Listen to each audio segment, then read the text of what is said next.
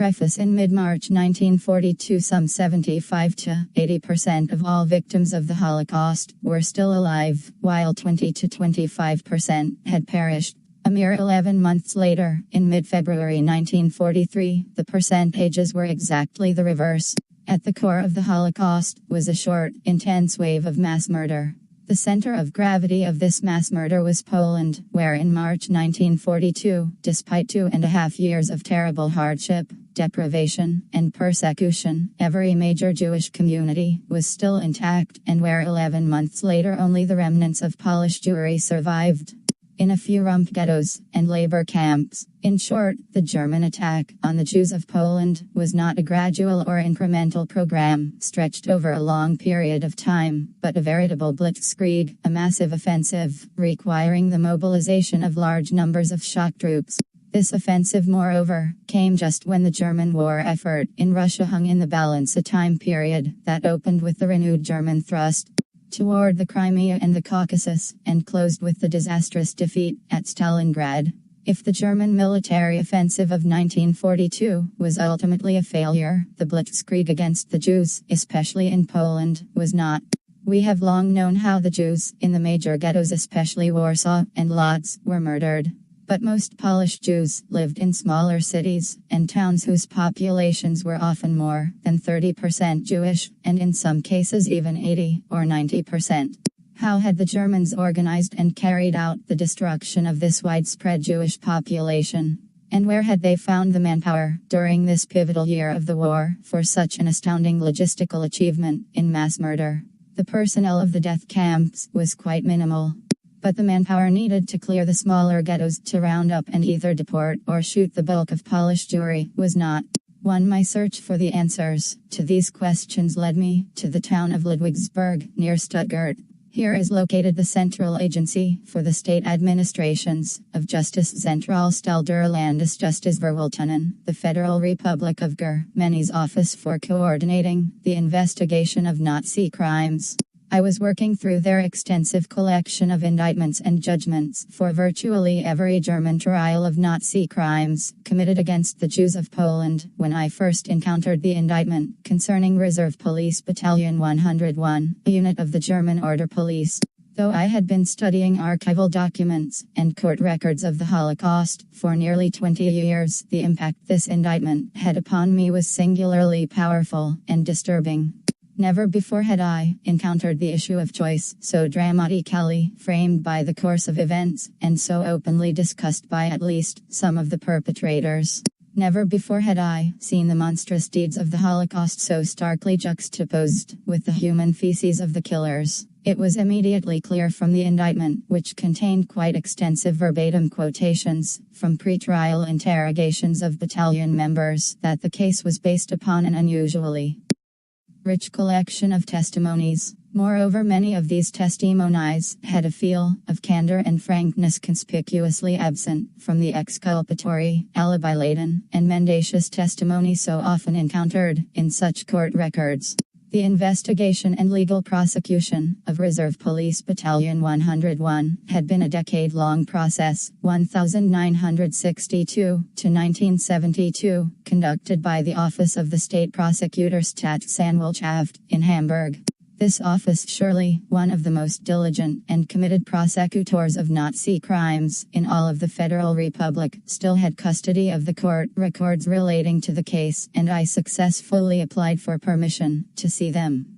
Unlike so many of the Nazi killing units, whose membership can only be partially reconstructed, Reserve Police Battalion 101's roster was available to the investigators. As most of the men came from Hamburg and many still lived there at the time of the investigation, I was able to study the interrogations of 210 men. From a unit consisting of slightly less than 500 when it was sent at full strength to Poland in June 1942. This collection of interrogations provided a representative sample for statistical answers to questions about age, party and SS membership, and social background. Moreover, about 125 of the testimonies were sufficiently substantive to permit both detailed narrative reconstruction and analysis of the internal dynamics of this killing unit. Ultimately, the Holocaust took place because at the most basic level individual human beings killed other human beings in large numbers over an extended period of time. The grassroots perpetrators became professional killers. The historian encounters numerous difficulties in trying to write about a unit of such men, among them, the problem of sources. In the case of Reserve Police Battalion 101, in contrast to many of the killing units operating in the Soviet Union, there are few contemporary documents, and none that deal explicitly with its killing activities. The accounts of a handful of Jewish survivors can establish the dates and magnitude of various actions in some of the towns where the battalion operated. But unlike survivor testimony about prominent perpetrators in the ghettos and camps where prolonged contact was possible, survivor testimony can tell us little about an itinerant unit like Reserve Police Battalion 101. Unknown men arrived, carried out their murderous task, and left. Seldom, in fact, can the survivors even remember the peculiar green uniforms of the order police to identify what kind of unit was involved. In writing about Reserve Police Battalion 101, therefore, I have depended heavily upon the judicial interrogations of some 125 men, conducted in the 1960s. To read about the same events, experienced by a single unit, as filtered through the memories of 125 different men more than 20 years after the fact is disconcerting to a historian, looking for certainties. Each of these men played a different role. He saw and did different things. Each subsequently repressed or forgot certain aspects of the battalion's experiences, or reshaped his memory of them in a different way. Thus the interrogations inevitably present a confusing array of perspectives and memories. Paradoxically, I would have had the illusion of being more certain about what happened to the battalion, with one detailed recollection instead of 125. Beyond the differing perspectives and memories, there is also the interference caused by the circumstances in which the testimony was given. Quite simply, some men deliberately lied, for they feared the judicial consequences of telling the truth as they remembered it. Not only repression and distortion but conscious mendacity shaped the accounts of the witnesses. Furthermore, the interrogators asked questions pertinent to their task of collecting evidence for specific, indictable crimes committed by particular people, but did not systematically investigate the broader, often more impressionistic and subjective facets of the policeman's experience that are important to the historian, if not to the lawyer. As with any use of multiple sources, the many accounts and perspectives had to be sifted and weighed. The reliability of each witness had to be assessed. Much of the testimony had to be partially or totally dismissed in favor of conflicting testimony that was accepted. Many of these judgments were both straightforward and obvious, but others were quite difficult. And as self-conscious as I have tried to be, at times I undoubtedly made purely instinctive judgments, without even being aware of it. Other historians looking at the same materials would retell these events in somewhat different ways. In recent decades, the historical profession, in general, has been increasingly concerned with writing history from the bottom up, with reconstructing the experiences of the bulk of the population, ignored in the history of high politics and high culture hitherto so dominant. In Germany in particular, this trend has culminated in the practice of Alltagsgeschichte, the history of everyday life, achieved through a thick description of the common experiences of ordinary people. When such an approach has been applied to the era of the Third Reich, however, some have criticized it as an evasion, a way to shift attention from the unparalleled horrors of the Nazi regime's genocidal policies to those mundane aspects of life that continued relatively undisturbed. Thus, the very attempt to write a case study or microhistory of a single battalion might seem undesirable to some. As a methodology, however, the history of everyday life is neutral. It becomes an evasion, an attempt to normalize the Third Reich, only if it fails to confront the degree to which the criminal policies of the regime inescapably permeated everyday existence under the Nazis. Particularly for the German occupiers, stationed in the conquered lands of Eastern Europe, literally tens of thousands of men from all walks of life, the mass murder policies of the regime were not aberrational or exceptional events that scarcely ruffled the surface of everyday life. As the story of Reserve Police Battalion 101 demonstrates, mass murder and routine had become one Normality itself had become exceedingly abnormal. Another possible objection to this kind of study concerns the degree of empathy for the perpetrators that is inherent in trying to understand them. Clearly, the writing of such a history requires the rejection of demonization. The policemen in the battalion who carried out the massacres and deportations, like the much smaller number who refused or evaded, were human beings. I must recognize that in the same situation, I could have been either a killer or an evader. Both were human, if I want to understand and explain the behavior of both as best I can. This recognition does indeed mean an attempt to empathize. What I do not accept, however, are the old cliches that to explain is to excuse, to understand is to forgive. Explaining is not excusing. Understanding is not forgiving. Not trying to understand the perpetrators in human terms would make impossible not only this study, but any history of Holocaust perpetrators that sought to go beyond one-dimensional caricature. Shortly before his death at the hands of the Nazis, the French Jewish historian Marc Bloch wrote, "When all is said and done, a single word, understanding is the beacon light of our studies." 3. It is in that spirit that I have tried to write this book.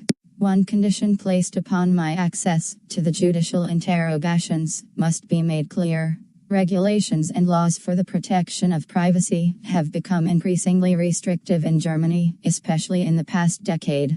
The state of Hamburg and its court records are no exception to this trend. Before receiving permission to see the court records of Reserve Police Battalion 101, therefore I had to promise not to use the men's real names.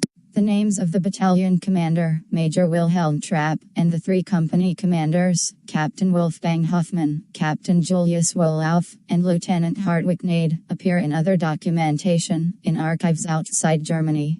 I have used their real names, for in their cases there is no confidentiality to breach. However, I have used pseudonyms designated at first occurrence by an asterisk for all other battalion members who appear in the text of this book. The notes refer to those giving testimony simply by first name and last initial. While this promise of confidentiality and use of pseudonyms is, in my opinion, an unfortunate limitation on strict historical accuracy, I do not believe it undermines the integrity or primary usefulness of this study. A number of people and institutions provided indispensable support during the research and writing of this study. Oberstaatsanwalt Senior Prosecutor Alfred Stream made available to me the incomparable collection of German judicial records in Ludwigsburg. Oberstaatsanwalt in Helge encouraged me to work with the court records in Hamburg, supported my application for access, and generously helped in every way during my stay there. Pacific Lutheran University provided me with financial awards for the 2 trips to German archives that initiated and concluded my research on this project. The Alexander von Humboldt Foundation likewise aided one research visit in Germany. The bulk of the research and writing was completed during sabbatical leave from Pacific Lutheran University and with the support of a Fulbright research grant to Israel. Daniel Krauskopf, Executive Secretary of the United States Israel Educational Foundation, deserves special thanks for facilitating my research in both Israel and Germany. Peter Hayes of Northwestern University and Saul Friedlander of UCLA offered opportunities to present initial research findings at conferences they organized at their respective institutions. Many friends and colleagues listened patiently, offered suggestions, and provided encouragement along the way. Philip Nordquist, Dennis Martin, Audrey Eller, Robert Hoyer, Ian Kershaw, Robert Gellatly, Yehuda Bauer, Dinah Porritt, Michael Morris, Bettina Byrne, George Moss, Elizabeth Dumansky, Jadis Rennie, Carlo Ginsberg, and the late Hugh Adam deserve special mention. To Raoul Hilberg I owe a special debt. In 1982 he called attention to the indispensability of the order police to the final solution, continuing as so often in the past to set the agenda for further Holocaust research. For he then personally interested himself in the publication of this study. For such help both now and on earlier occasions in my career, the dedication of this book is an inadequate expression of my esteem and gratitude. For the continued support and understanding of my family, who have patiently endured the gestation period of another book, one I'm particularly grateful. Tacoma, November 1991. One morning in Josepho, in the very early hours of July 13, 1942, the men of Reserve Police Battalion 101 were roused from their bunks in the large brick school building that served as their barracks in the Polish town of Bilgeraj. They were middle-aged family men of working and lower middle-class background from the city of Hamburg. Considered too old to be of use to the German army, they had been drafted instead into the order police. Most were raw recruits, with no previous experience in German-occupied territory. They had arrived in Poland less than 3 weeks earlier. It was still quite dark as the men climbed into the waiting trucks.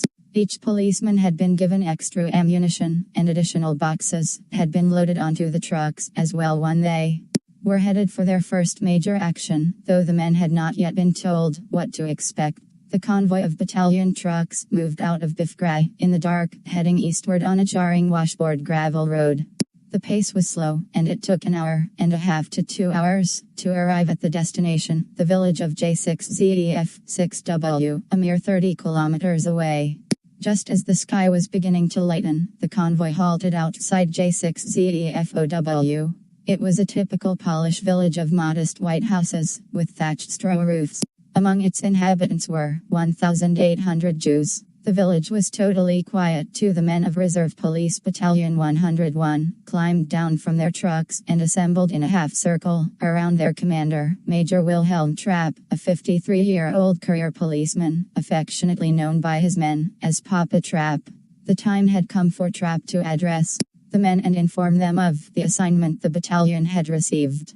Pale and nervous, with choking voice and tears in his eyes, Trapp visibly fought to control himself as he spoke. The battalion, he said plaintively, had to perform a frightfully unpleasant task. This assignment was not to his liking, indeed it was highly regrettable, but the orders came from the highest authorities. If it would make their task any easier, the men should remember that in Germany, the bombs were falling on women and children. He then turned to the matter at hand. The Jews had instigated the American boycott that had damaged Germany, one policeman remembered Trapp saying. There were Jews in the village of J6ZEFOW who were involved with the partisans, he explained according to 2 others. The battalion had now been ordered to round up these Jews. The male Jews of working age were to be separated and taken to a work camp. The remaining Jews, the women, children, and elderly, were to be shot on the spot by the battalion. Having explained what awaited his men, Trapp then made an extraordinary offer. If any of the older men among them did not feel up to the task that lay before him, he could step out free. The order police. How did a battalion of middle-aged reserve policemen find themselves facing the task of shooting some 1,500 Jews in the Polish village of JDZEF6W in the summer of 1942? Some background is needed, both on the institution of the order Police Ordnungspolizei, or ORPO, and on its role in the Nazi policy of murdering the Jews of Europe. The order police resulted from the third attempt in interwar Germany to create large police formations with military training and equipment.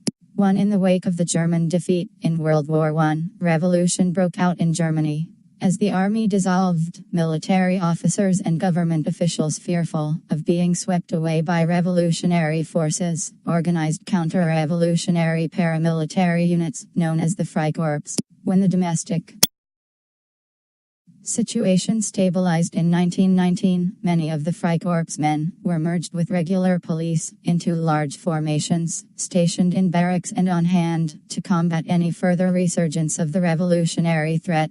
The Allies, however, demanded the dissolution of these police formations in 1920 as a potential violation of the clause of the Versailles Treaty, limiting Germany's standing army to 100,000 men. After the Nazi regime was established in 1933, a police army, Army der Landespolizei, of 56,000 men was created. These units were stationed in barracks and given full military training as part of Germany's covert rearmament.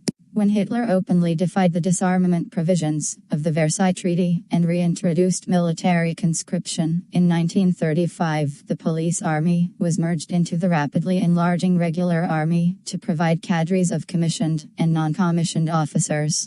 The police army played no small role as a training ground for future army officers. As of 1942, no fewer than 97 generals in the German army had previously served in the police army of 1933-35.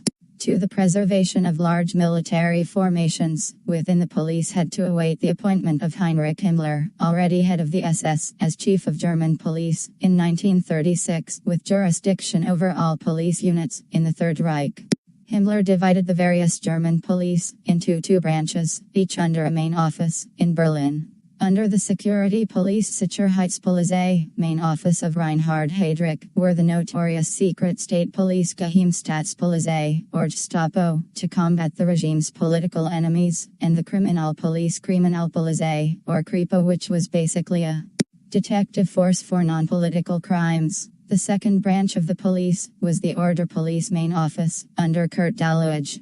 Dalluage had charge of the city, or municipal police Schutzpolizei, or Schupo, the rural police, equivalent perhaps to county troopers gendarmerie, and the small town, or community police Gemeindepolizei.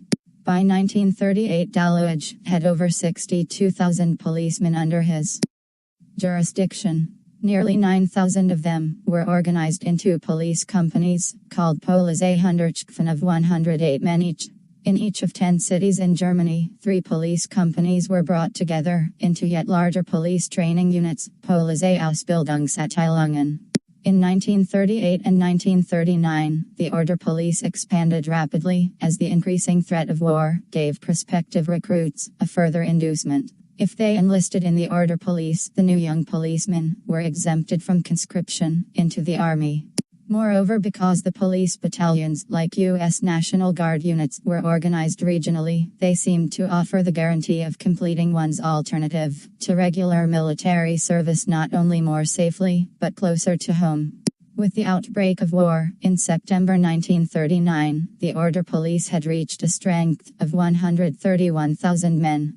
The big threat to its large military formations was, of course, absorption into the German army, a move avoided through a compromise, for which the Order Police paid a heavy price. Many of its best units were formed into a police division of nearly 16,000 men that was put at the disposal of the army. It subsequently fought in the Ardennes in 1940 and took part in the attack on Leningrad in 1941, before Himmler got it back in 1942 as the 4th SS Polizei Grenadier Division. 2 police regiments raised in newly seized Danzig were also transferred to the army in October 1939. Finally, the Order Police provided over 8,000 men for the army's military police, or Feldgendarmerie. In return, the other draft-age men of the Order Police remained exempt from military conscription. To replenish its ranks, the Order Police was allowed to recruit 26,000 young German men, 9,000 volunteers born between 1918 and 1920, and 17,000 volunteers born between 1909 and 1912, as well as 6,000 so-called ethnic Germans or Volksdeutsch, who had lived outside Germany prior to 1939. In addition, the Order Police received authorization to conscript 91,500 reservists born between 1901 and 1909, an age group not as yet subject to the military draft. Order Police conscription was gradually extended to still older men, and by mid-1940, the size of the Order Police had grown to 244,503. The Order Police had scarcely been taken into account in pre-war mobilization plans, and little thought had been given to its possible wartime use, but Germany's military success and rapid expansion quickly created the need for more occupation forces behind the lines. With the outbreak of war, 21 police battalions, of approximately 500 men each, were formed from the various police companies and training units in Germany. 13 of them were attached to the armies invading Poland. They were subsequently involved in rounding up Polish soldiers, cut off behind the advancing lines, collecting weapons and military equipment abandoned by the retreating Poles, and providing other services to secure the rear areas. The number of police battalions rapidly expanded to 101 by mid-1940, as the 26,000 new young recruits, and many of the older drafted reservists, were formed into battalion units as well. 13 battalions were stationed in German-occupied central Poland, known as the General Government, and 7 were stationed in the Western Polish territories, annexed to the Third Reich, the incorporated territories. 10 were stationed in the occupied Czech lands of Bohemia and Moravia, known as the Protectorate. In addition, 6 battalions were stationed in Norway, and 4, in the Netherlands for the Order Police, were quickly becoming an essential source of manpower for holding down German-occupied Europe. The new battalions were created in 2 ways. First, to provide the necessary cadres of non-commissioned officers, career policemen and pre-war volunteers, from the initial battalions that went into Poland in 1939, were promoted and distributed to the newly formed units, whose ranks were filled with older drafted reservists. These battalions were designated Reserve Police Battalions. Second, particular units given numbers, from 251 to 256 and 301 to 325, were formed from among the 26,000 young volunteers, allocated to the Order Police, in the fall of 1939. They would become, in effect, the new elite formations of the Order Police. 5. The presence of the Order Police in the general government was felt in 2 ways. First, in each of the 4 districts, into which the general government had been divided, Krakow, Lublin-Radom, and Warsaw, 5th Galicia, was added in 1941, a permanent regimental commander, German Ordnungspolizei, or GDO, and staff were established. Each district regiment was composed of 3 battalions that were constantly changing, as they were rotated out from Germany, on tours of duty. Second, there was a thin network of smaller units of Order Police throughout the general government. In each of the major Polish cities, a Schutzpolizei station was established. Its primary task was to supervise the Polish municipal police. In addition, there were 30 to 40 small gendarmerie posts in the medium-sized towns of each district. Both the Schutzpolizei and the gendarmerie units, like the 3 battalion commanders, reported to the district commander of the Order Police, the GDO. By the end of 1942, the total strength of the Order Police in die general government had reached 15,186 men. The Polish police, under Order Police supervision, numbered 14,297, 1 chain of command, led upward from the Order Police battalions, as well as from the network of smaller units, through the district GDO, to the overall commander of the Order Police, in the general government German Ordnungspolizei, or GDO, in the capital city of Krak-6W, and finally to Dallow's main office in Berlin. This was the normal chain of command for matters solely concerning the local Order Police units. However, there was a second chain of command for all policies and operations that involved the joint action of the Order Police with the Security Police and other SS units. In the general government, Heinrich Himmler had appointed a higher SS and police leader, HSSPF, Friedrich Wilhelm Krieger, as his personal representative, with special responsibility to coordinate any actions involving more than one agency of Himmler's sprawling SS and police empire. In each district in the general government, there was an SS and police leader, SSPF, who had the same responsibilities and powers on the district level that Kruger exercised for the general government. For the district of Lublin, where Reserve Police Battalion 101 was stationed in 1942-43, the SSPF was the brutal and unsavory Odilo Globoknik, a crony of Himmler's who had been removed from his position as party chief in Austria for corruption. Thus, Order Police units in the Lublin district could receive orders either from Dallow's and the Berlin main office, through the BDO in Krak-6W and the district GDO, or from Himmler, through the HSSPF Kruger, and the district SSPF Globoknik. As the murder of Polish Jewry was a program involving every branch of the SS and the police, it was the latter chain of command that would be crucial for Order Police participation in the final solution. The Order Police, and the final solution. Russia 191*1x. The initial participation of the Order Police in the final solution, the Nazi mass murder of European Jewry, occurred not in Poland, but in Russia in the summer and fall of 1941. In preparation for the invasion of Russia and the War of Destruction, Hitler intended to wage there. 4 special mobile units of the SS, known as Einsatzgruppen, were formed and trained in the late spring of 1941. The core of these units came from Heydrich's security police Gestapo and Kripo, as well as his intelligence apparatus security service, or SD. They were supplemented by small units of Waffen-SS, the military branch of Himmler's SS. In addition, however, the 3 companies of Order Police Battalion 9 were distributed to 3 of the 4 Einsatzgruppen. 1 Order Police members thus constituted about 500 of the total of 3,000 men assigned to the 4 Einsatzgruppen. The Einsatzgruppen were only the thin, cutting edge of German units that became involved in political and racial mass murder in Russia. In early July, a 5th ad hoc Einsatzgruppe, made up of personnel from the security police in the general government, was sent into Russia. Most of these men became the permanent security police force in the areas of the 1939-41 Soviet occupation zone in former eastern Poland, while the original 4 Einsatzgruppen pressed deep into Russia behind the advancing German armies. For the occupation of Russia, Himmler had appointed 3 higher SS and police leaders for the northern, central, and southern regions respectively. These men were in charge of coordinating all SS operations in occupied Russia. In the euphoric days of mid-July 1941, when ultimate victory seemed in sight after Germany's stupendous initial military successes, Hitler ordered the intensification of the pacification program behind the advancing German lines.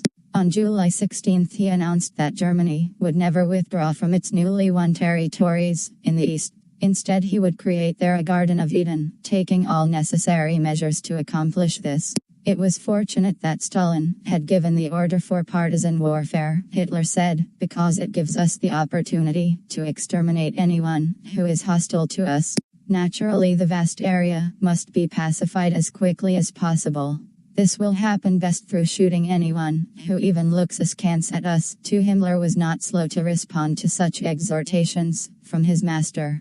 Within a week, he had reinforced HSSPF Central Erich von Dambach-Zelewski and HSSPF South Friedrich Jeckeln with an additional SS brigade each, thus adding more than 11,000 men to the SS murder campaign. 3 moreover, at least 11 police battalions, 9 of them 300 level and thus composed of recent young volunteers, were distributed among the 3 HSSPFs in Russia, adding another 5,500 order police to the 500 already assigned to the Einsatzgruppen for between late July and mid-August. Himmler toured the Eastern Front, personally urging his men to carry out the mass murder of Russian Jewry. But the order police actually inaugurated their murderous career in Russia before this massive buildup in the later part of July. The site was the nearly half-Jewish city of Bialystok. On the eve of the German invasion of Russia, dubbed Operation Barbarossa, Major Weiss of Police Battalion 309 met with his company commanders. As in every other unit of the German army and police moving into Russia, he disclosed several orders that were to be passed on to the men verbally.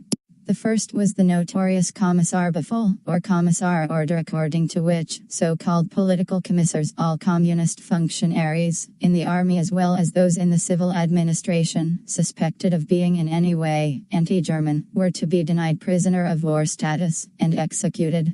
5. The second order was the Barbarossa Decree, which removed the actions of German soldiers toward Russian civilians from the jurisdiction of military courts and explicitly approved collective reprisal against entire villages. 6. It was, in fact, a shooting license against Russian civilians. Major Weiss then went further. The war, he said, was a war against Jews and Bolsheviks, and he wanted it understood that the battalion should proceed ruthlessly against Jews. In his view, the meaning of the Führer's orders was that the Jews, regardless of age or sex, were to be destroyed. 7. After entering the city of Bialystok, Major Weiss on June 27 ordered his battalion to comb the Jewish quarter and seize male Jews, but he did not specify what was to be done with them. That was apparently left to the initiative of the company captains, who had been oriented to his way of thinking in the pre-invasion meeting. The action began as a pogrom. Beating, humiliation, beard burning, and shooting at will, as the policemen drove Jews to the marketplace, or synagogue. when several Jewish leaders, General Flugbeil, knelt at his feet, begging for army protection. One member of Police Battalion 309 unzipped his fly and urinated on them, while the general turned his back. What started as a pogrom quickly escalated into more systematic mass murder. Jews collected at the marketplace were taken to a park, lined up against a wall, and shot.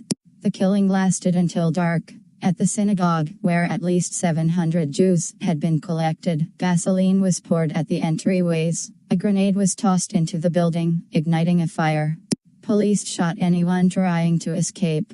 The fire spread to nearby houses, in which Jews were hiding, and they too were burned alive. The next day, 30 wagon loads of corpses were taken to a mass grave. An estimated 2,000 to 2,200 Jews had been killed. When General Flugbeil sent a messenger to Major Weiss to inquire about the fire, the major was found drunk. He claimed to know nothing about what was happening. Weiss and his officers subsequently submitted a false report of the events to Flugbeil 8 if the First Order Police massacre of Jews in Białystok on June 27 was the work of an individual commander who correctly intuited and anticipated the wishes of his Führer. The second in mid-July involved clear and systematic instigation from the very highest echelons of the SS, namely Erich von Dambach-Zelewski, Kurt Daluege, and Heinrich Himmler. Police Battalion 309 moved eastward, and Police Battalions 316 and 322 entered Białystok in its wake.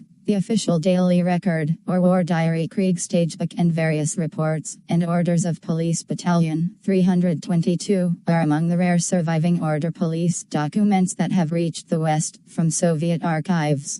They allow us to trace subsequent events in Białystok. The pre-invasion orientation of Police Battalion 322 was apparently not as vicious as that of Police Battalion 309, but it was certainly not free of ideological exhortation. Major General Retzlaff delivered a farewell address to the battalion in Warsaw on June 10. Every member had to be careful, he advised, to appear before the Slavic peoples as a master and show them that he was a German. 9 Before leaving for Russia on July 2, the men were informed that any political commissar was to be shot, and they had to be tough, determined, and ruthless. 10 The battalion arrived in Białystok on July 5, and 2 days later was ordered to carry out a thorough search of the city for Bolshevik commissars and communists. The war diary entry of the following day makes clear what this meant. A search of the Jewish quarter, allegedly for plunder seized by Jews before the German arrival. The German police in fact carried off 20 wagon loads of booty during the search. By July 8 the battalion had shot 22 people. It was a matter almost exclusively of Jews. 11 On this same afternoon of the July 8 search, the battalion received a surprise visit from the Reichsführer SS and Chief of German Police, Heinrich Himmler, and the commander of the Order Police, Kurt Daluege. The battalion commander, Major Nagel, was invited to the dinner given that evening by HSSPF Central, Bach-Zelewski, in Himmler's honor. The following morning, Daluege held a review of the police battalions in Białystok in Himmler's presence. In his speech, Daluege emphasized that the Order Police could be proud to be participating in the defeat of the world enemy, Bolshevism. No other campaign had the significance of the present one. Now Bolshevism will finally be destroyed for the benefit of Germany, Europe, yes, the entire world. 2 days later, on July 11, Colonel Mantua of the Police Regiment Center, which included Police Battalions 316 and 322, issued the following order. Confidential. 1. By order of the higher SS and police leader, all male Jews between the ages of 17 and 45 convicted as plunderers are to be shot according to martial law. The shootings are to take place away from cities, villages, and thoroughfares. The graves are to be leveled in such a way that no pilgrimage site can arise. I forbid photographing and the permitting of spectators at the executions. Executions and grave sites are not to be made known to the battalion and company commanders, are especially to provide for the spiritual care of the men who participate in this action. The impressions of the day are to be blotted out through the holding of social events in the evenings. Furthermore, the men are to be instructed continuously about the political necessity of the measures. 13. He war diary falls strangely silent about what happened in Bialystok following Mantua's ordering of executions, but subsequent judicial proceedings in Germany unveiled the course of events. 14. There was of course no investigation, trial, and conviction of so-called plunderers to be shot according to martial law. Male Jews who appeared to be between the ages of 17 and 45 were simply rounded up and brought to the stadium in Białystok on July 12. When the stadium was nearly filled, Zelewski visited the site and valuables were collected from the Jews. It was a very hot day, during which the Jews neither received water nor were allowed to go to the toilet. Beginning either the same day or the following morning, trucks from the motor pools of both police battalions began shuttling the Jews from the stadium to anti-tank ditches in a forested area outside the city. Most of Battalion 316 and one company of Battalion 322 guarded the shooting site and were formed into firing squads. Zelewski again appeared on the scene and gave a justifying speech. The shooting lasted until nightfall, and then the policemen attempted to carry on the executions under the headlights of their trucks. When this proved unsatisfactory, the action was broken off and completed the following day. The German courts concluded that at least 3,000 Jews had been shot, though it must be kept in mind that for judicial convenience such figures always represent an uncontested minimal estimate of victims, and not the most probable number, so as to remove that issue from judicial dispute. The murder campaign against Russian Jewry accelerated in the late summer and fall of 1941, and the War Diary of Police Battalion 322 reveals its continuing involvement. On July 23, the battalion's formal subordination to the Rear Area Army Commander was severed. For the imminent tasks of the battalion, it is placed directly under the HSSPF Gruppenführer von dem Bach.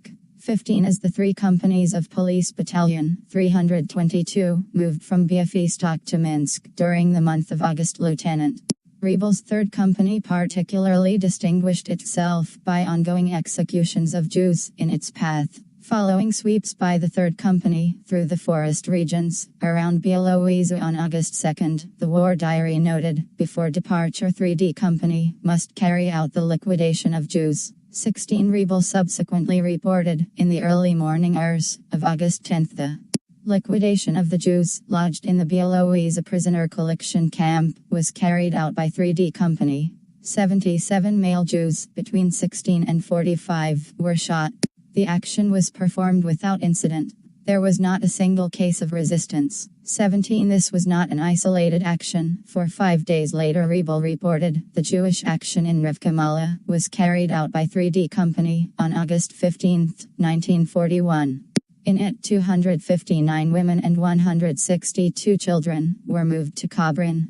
All male persons between 16 and 65 years of age were shot. On August 15, 1941, a total of 1 Pole for plundering and 232 Jews were shot.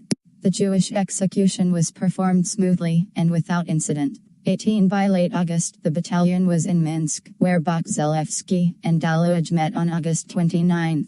19. As in Białystok earlier, their meeting was the prelude to order police participation in another major mass shooting of Jews. On August 30, the battalion commander, Major Nagel, was summoned to discuss a basic Jewish action scheduled to take place on August 31 and September 1. The battalion was to provide 2 companies 20 on August 31, the 1st and 3rd companies of Police Battalion 322, now designated the 7th and 9th companies of Police Regiment Center, moved into the Minsk ghetto, where they seized some 700 Jews, including 74 women. The following day Rebel's 9th Company took part in the execution of more than 900 Jews, including all of those seized the day before. For this first shooting of large numbers of Jewish women, the author of the War Diary felt the need to provide a justification. They were shot, he explained, because they had been encountered without the Jewish star during the roundup. Also in Minsk, it has been discovered that especially Jews removed the marking from their clothing. 21. Ever anxious to get credit for his company's body count, Rebel dutifully reported, in the Jewish action of September 1, the Jews seized on August 31 were shot. Shot by 9th Company were 290 men and 40 women. The executions proceeded smoothly. No one resisted. 22 In a subsequent action, in Mogilev in early October, the need to explain the shooting of Jewish women was no longer felt. For October 2nd, the war diary recorded, 9th Company. From 3:30 p.m., the entire company. Jewish action in the ghetto of Mogilev, together with the staff of the higher SS and police leader Russia Central and Ukrainian Auxiliary Police. 2,208 Jews of both sexes seized, 65 shot on the spot, attempting to escape. On the following day, 7th and 9th Companies, together with the staff of the higher SS and police leader Russia Central execution of a total of 2,208 Jews and Jesses outside Mogilev, not far from the forest camp. 7th Company 378, 9th Company 545 shootings. 23 The involvement of the police battalions in the central region of Russia was not unique. The scant surviving documentation indicates similar involvement in both the south and the north. HSSPF Russia South, Friedrich Jekyll, who commanded a total of 5 police battalions 304 and 320 in addition to Police Regiment South, consisting of 4-5, 303, and 314, thus all but one of them composed of recent young volunteers, was careful, in his cryptic daily reports, to give credit where credit was due. The following emerges from an incomplete collection of these reports. 24% August 19. August 22nd. August 23rd. August 24th. August 25th. August 27th. August 28th. August 29th. August 31st. September 1st. September 2nd. September 4th. September 6th. September 11th. September 12th. October 5. Battalion 314 shot 25 Jews.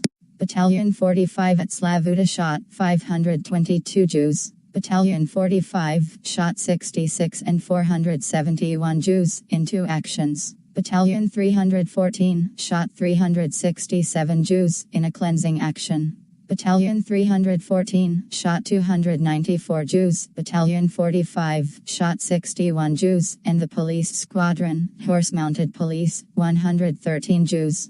Police Regiment South shot 1,324 Jews. According to the first of 2 reports, Police Regiment South shot 549 Jews and Battalion 314 shot 69 Jews. He second credited Police Regiment South with shooting 914 Jews.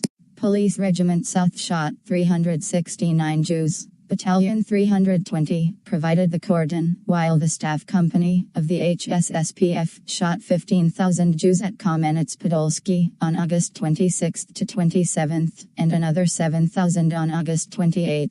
Battalion 320 shot 2,200 Jews in Minkovtsy. Police Regiment South shot 88 Jews. Battalion 320 shot 380. Police Regiment South shot 45 Jews. Police Regiment South shot 4,144 Jews. Police Regiment South shot 144 Jews. Police Regiment South shot 1,548 Jews. Police Regiment South shot 1,255 Jews. Police Battalion 304 shot 305 Jews. Post-war judicial interrogations in the Federal Republic of Germany, stemming from this scant documentation, uncovered further information about the murderous SWAT police battalions 45 and 314 cut across the Soviet Union in the fall of 1941. Police Battalion 45 had reached the Ukrainian town of Shepitovka on July 24 when its commander, Major Besser, was summoned by the head of Police Regiment South, Colonel Franz. Franz told Besser that by order of Himmler the Jews in Russia were to be destroyed, and his Police Battalion 45 was to take part in this task. Within days the battalion had massacred the several hundred remaining Jews of Shepitovka, including women and children. 3-figure massacres in various Ukrainian towns followed in August. In September the battalion provided cordon escort and shooters for the execution of thousands of Jews in Berdichev and Vinnytsia. The battalion's brutal activities climaxed in Kiev on September 29 and 30, when the policemen again provided cordon, escort, and shooters for the murder of over 33,000 Jews in the ravine of Babi Yar. The battalion continued to carry out smaller executions Kremenchug Poltava until the end of the year. 25 Police Battalion 314 also began with relatively small, three-figure massacres, starting on July 22. It then joined Police Battalion 45 in the execution of several thousand Jews in Vinnytsia in September 1941, and shot 7,000 to 8,000 Jews in Dnepropetrovsk on October 10 to 14. The last shooting uncovered in the investigation dated to late January 1942 in Kharkov 26. The documentation from southern Russia provides a sketchy overview of the broad and continuous participation of order police units in the mass shootings of Jews, but it lacks detail. The documentation for northern Russia is just the opposite. Here we have no overview, but we do have one extraordinarily vivid description of an operation by Police Battalion 11, which had been stationed in the Kovno region since early July 1941, its 3rd company, charged with guarding the Kovno ghetto.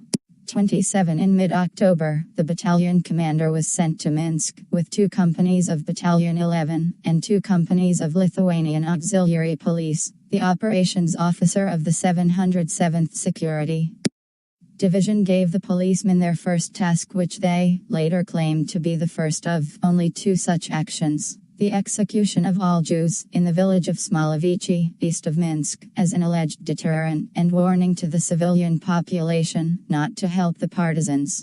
The battalion commander claimed that he protested but was merely told by the operations officer and division commander that the German police could provide the cordon and leave the shooting to the Lithuanians. The massacre of the Smolovichi Jews was carried out as ordered. In late October, the 2 companies of Order Police and their Lithuanian auxiliaries were ordered by the army to liquidate all the Jews in Slutsk, south of Minsk, a town of some 12,000 inhabitants, 1/3 Jewish.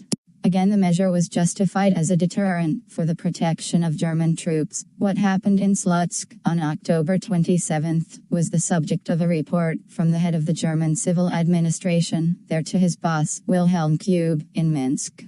Slutsk, 30th October 1941. Regional Commissioner Slutsk, General Commissioner in Minsk concerning Jewish action. In reference to my telephone report of October 27, 1941, I submit the following to you in writing.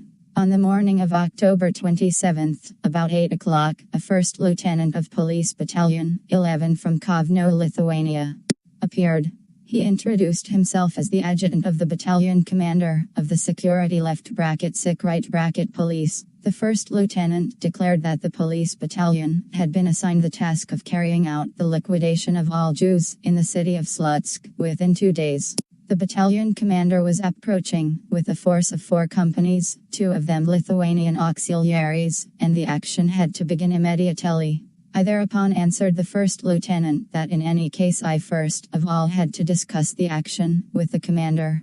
About 1/2 hour later the police battalion arrived in Slutsk. As requested, the discussion with the battalion commander then took place immediately after his arrival.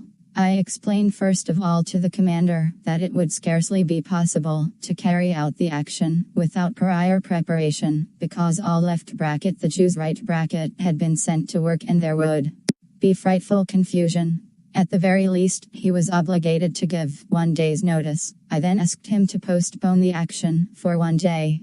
He nonetheless rejected this, noting that he had to carry out actions in the cities all around, and only 2 days were available for Slutsk. At the end of these 2 days Slutsk had to be absolutely free of Jews. I immediately lodged the sharpest protest against this, in which I emphasized that a liquidation of the Jews could not take place arbitrarily. The larger portion of Jews still present in the city consisted of craftsmen and their families. One simply could not do without the Jewish craftsmen, because they were indispensable for the maintenance of the economy. Furthermore, I referred to the fact that White Russian craftsmen were, so to say, utterly unavailable, that therefore all vital enterprises would be paralyzed with a single blow if all Jews were liquidated. At the conclusion of our discussion, I mentioned that the craftsmen and specialists, insofar as they were indispensable, had identification on hand, and that these Jews were not to be taken out of the workshops. It was further agreed that all Jews still in the city, especially the craftsmen's families, whom I also did not want to have liquidated, should first of all be brought to the ghetto for the purpose of sorting. 2 of my officials were to be authorized to carry out the sorting. The commander in no way opposed my position, so in good faith I believed that the action would therefore be carried out accordingly. Several hours after the action began, the greatest difficulties were already becoming apparent. I discovered that the commander was not at all abiding by our arrangement. Contrary to the agreement, all Jews without exception were being taken from the factories and workshops and sent off. A portion of the Jews were in any case taken through the ghetto, where many were grabbed and selected out by me, but most were loaded directly on trucks and without further ado, liquidated outside the city. Shortly after noon, complaints were already coming from all sides that the workshops could no longer operate because all Jewish craftsmen had been removed. Because the commander had driven on to Baranovici, I contacted the deputy commander, a captain, after a long search and demanded that the action be immediately stopped because it was not taking place according to my instructions, and the economic damage already inflicted could not be made good. The captain was very astonished by my viewpoint and explained that he had received instructions from the commander to make the city free of Jews without exception, as they had also done in other cities. The cleansing had to take place on political grounds, and nowhere had economic factors so far played a role. Upon my energetic interventions, he then nonetheless stopped the action toward evening. What else concerns this action, I must to my greatest regret emphasize, is last of all, that it bordered on sadism. During the action the city itself offered a horrible picture. With indescribable brutality, by the German policemen as well, but especially by the Lithuanians, the Jews and also White Russians, were taken out of their lodgings, and driven together. There was shooting everywhere in the city, and in the individual streets bodies of Jews who had been shot piled up. The White Russians had the greatest difficulty in extricating themselves from the roundup. Aside from the fact that the Jews, among them also craftsmen, were brutally mistreated in a frightfully barbarous way, before the eyes of the White Russians, the latter were likewise beaten, with truncheons and clubs. One can no longer speak of a Jewish action, it appeared much more like a revolution. I and all my officials were in the midst of this all day without a break, in order to save what could still be saved. Repeatedly I literally had to drive German police officials, as well as Lithuanians, out of the workshops with drawn revolver. My own gendarmes were given the same task, but because of the wild shooting, often had to get off the streets in order not to be shot themselves. The entire scene was altogether more than ghastly. In the afternoon, a large number of horse-drawn carts without drivers stood around in the streets, so that I had to assign the city administration immediately to take care of them. Afterward it turned out that they were Jewish wagons that had been assigned by the army to transport ammunition. The Jews had simply been taken down from the wagons and marched off without anyone caring for the wagons. I was not present at the shootings outside the city, thus I can say nothing about the brutality. But it suffices when I emphasize that, long after being thrown in the grave, some of those shot worked their way out again. Concerning the economic damage, I note that the tannery was most frightfully affected. 26 experts worked there. In one blow 15 of the best specialists among them were shot. Another 4 jumped from the wagons while underway and escaped, while 7 avoided being seized through flight. 5 men worked in the wheelwright shop, 4 of whom were shot, and the shop must now be kept going, with only 1 wheelwright. Still other craftsmen are missing, such as cabinet makers, smiths, etc. So far it has not been possible for me to get a precise overview. As I already mentioned at the beginning, the families of the craftsmen were also supposed to have been spared. Today it appears, however, that in almost every family, some people are missing. Reports come in from everywhere, from which it can be concluded that in some such families, the craftsman himself, in others the wife, and in yet others, the children are missing. Thus almost all families